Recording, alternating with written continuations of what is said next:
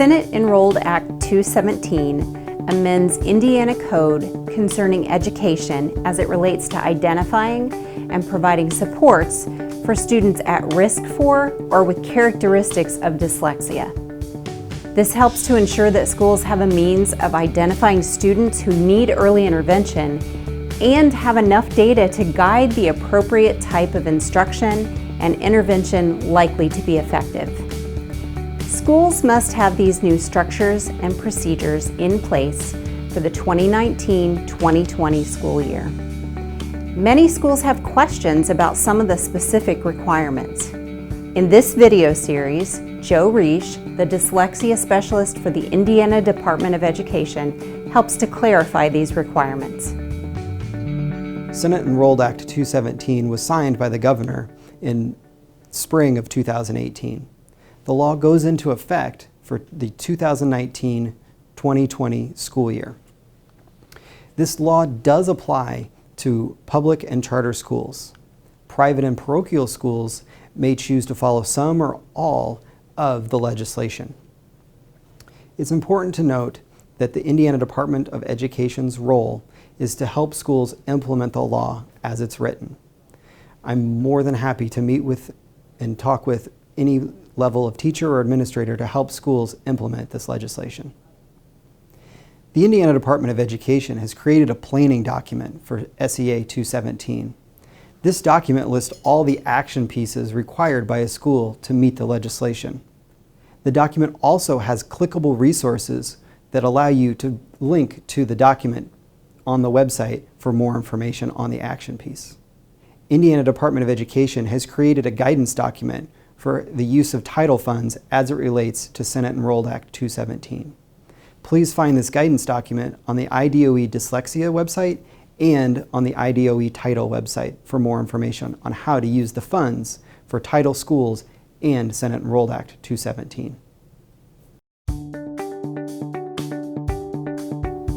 The Authorized Reading Specialist trained in dyslexia is a requirement from Senate Enrolled Act 217. Each school, corporation, charter school, or co-op is required to have an Authorized Reading Specialist trained in dyslexia.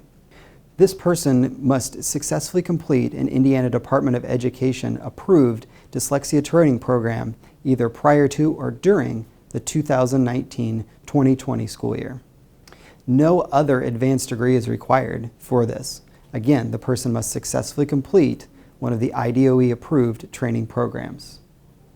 This can be a current or new employee of the school, corporation, charter school, or co-op. Please note that previous training may count. If you've successfully completed one of the approved training programs between June of 2010 and November of 2018, that training will count towards serving as an Authorized Reading Specialist trained in dyslexia. Please note that if you're part of a co-op model, that this person may serve one or multiple school districts within the co-op. Please work within your co-op to decide the best way to handle this. School corporations, charters, or co-ops may partner with an IDOE-approved service provider to serve as an Authorized Reading Specialist trained in dyslexia. It's a local control decision what exactly the Authorized Reading Specialist role looks like within a school, corporation, charter, or co-op. The IDOE sees this role as being the leader of this legislation. May work with teachers, may work with district-level administrators to help set up and decide what screeners are used, what intervention program or programs are used, may help collect data and manage data for the school corporation.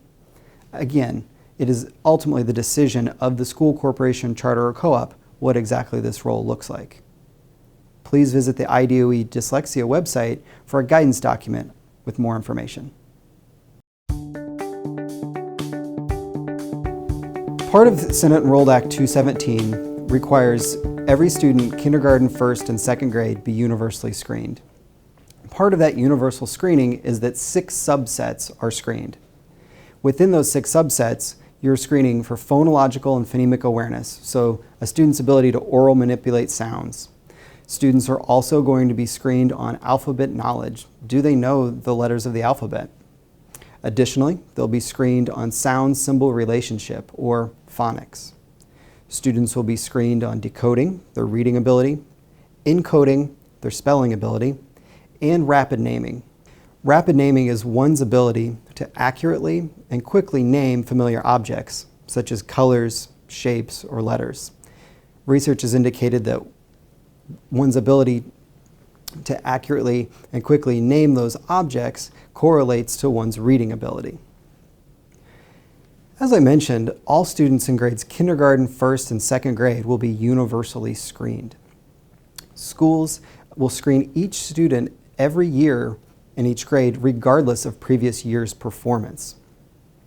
There is no testing window, so schools have the professional judgment to decide when they want to screen students in kindergarten, first, and second grade. Students in grades 3 through 12 may be screened if a teacher notices a significant deficit in one of the 6 subset areas. On the Indiana Department of Education's Dyslexia website, there are guidance documents for students with disabilities and students that are English language learners. There are 3 levels of screeners that students may be given during the screening process. The first is the universal screener given to all students. The second is the level 1 screener. That's given to students that fall below the locally set benchmarks and are found to be at risk or at some risk for the characteristics of dyslexia. The third screener is the level 2 screener, and schools may give this screener if additional information is needed on the student's areas of strength and weakness. It's also helpful when figuring out exactly where to start the intervention for our students. Anyone that is trained may give a universal, level 1, or level 2 screener, but please consult the testing protocol for the specifics for each screener. Please visit the Indiana Department of Education's Dyslexia website for the list of approved universal, level 1, and level 2 screeners. Please look at the screeners that you currently use and see what would count and possibly what you can add on to meet all 6 subsets of the legislation. If you feel that there's a screener that should be on the approved list, please contact the Indiana Department of Education for more information.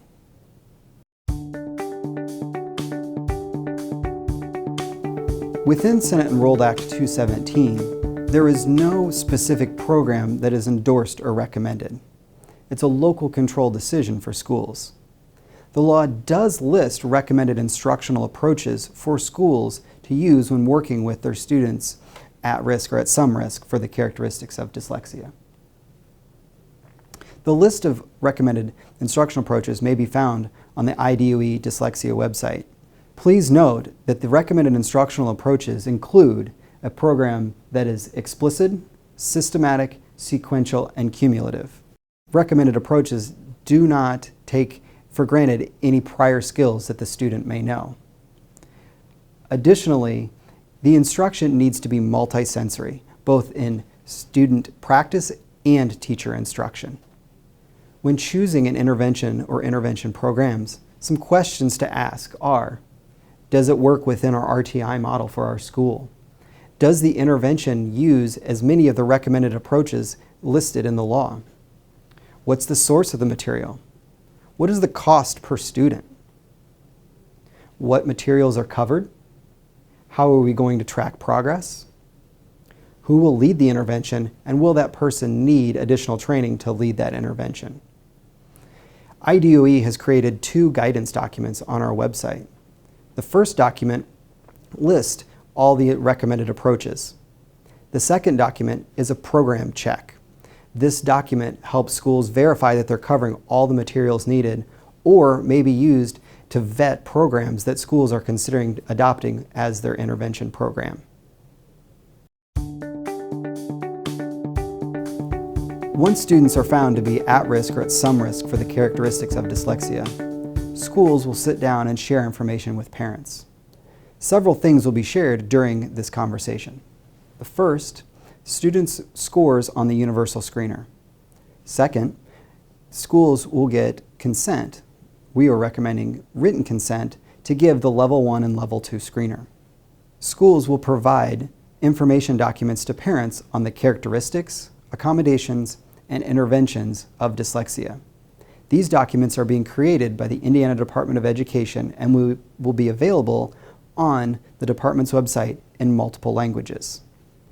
Lastly, schools will provide a statement to parents that they may elect to have their child receive an educational evaluation.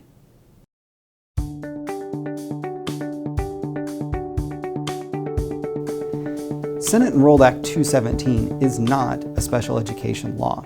It is designed for early identification and intervention for general education students. That being said, Senate Enrolled Act 217 parallels and may intersect with special education laws in Indiana. Dyslexia will not be a new IEP category. The definition of dyslexia lists it as a specific learning disability. Remember that schools are not diagnosing dyslexia.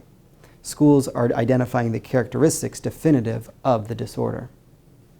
Schools do not have to get parent permission to give the universal screener. Level 1 and Level 2 screeners do need parent permission. Again, Indiana Department of Education is recommending written parent consent.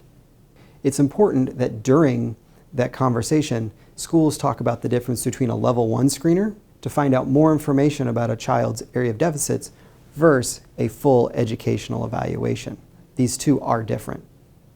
Schools will provide the intervention for our struggling readers regardless of parent consent. Schools may use universal screener data and classroom information to provide that intervention. But again, a Level 1 screener data will be very helpful when providing that intervention. It's important that schools continue the conversation with families about student progress or lack of progress as they receive the interventions. Remember, this cannot delay or deny special education services under Article 7. At any point, families or school may refer for special education. One important thing to remember, if a student is eligible for an IEP, please have the conversation at a case conference as to whether these screeners will provide a useful additional information when serving the student. Students may receive an outside diagnosis from a provider, such as a pediatrician or an outside psychologist. That diagnosis of dyslexia is useful and may be included in the student's IEP. Please note, schools are not diagnosing dyslexia, and students may qualify for an IEP as a specific learning disability with the characteristics of dyslexia. It may be phrased in the IEP as a doctor's note states that a student has dyslexia. The school data indicates the presence of a specific learning disability that are definitive of dyslexia. The student has deficits in, and then the school may list the data and specific areas the student has those deficits. It may be helpful to use the 6 subsets that were initially screened as areas listed in the IEP.